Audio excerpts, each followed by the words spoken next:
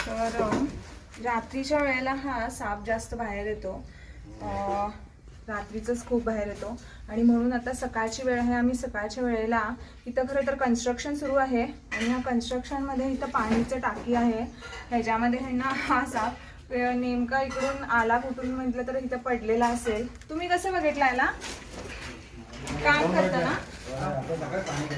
म्हणजे सकाळी ह्यांनी पाणी घेताना हा साप बघितले. तर खरं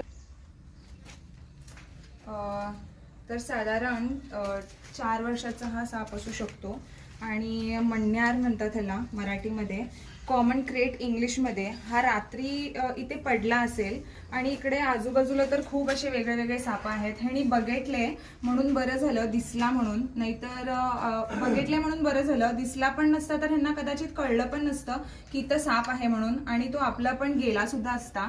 तर अशा तऱ्हेने हा ब्लॅक असतो आणि ह्याच्यावरती आडवी पट्टी असतात. असं तर हा जास्त साप तुम्हाला दिसत नसेल. म्हटलं तर आम्ही जास्तीत जास्त असं नाग वगैरेच रेस्क्यू होतात. कॉमन क्रेट सुद्धा मण्यार सुद्धा होतो, बट जास्ती आता रात्रीच बाहेर येतोय म्हटलं तर हा म्हणजे थोडंसं प्रॉब्लेमॅटिक आहे. तर असंच घेऊन असं हा बसू शकतो. तर कसा वाटला व्हिडिओ नक्की सांगा.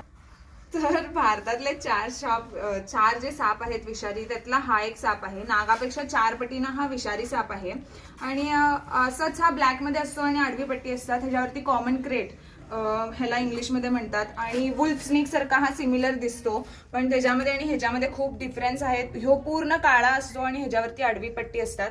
असं तुम्ही ह्याला ओळखू शकता. तर धन्यवाद.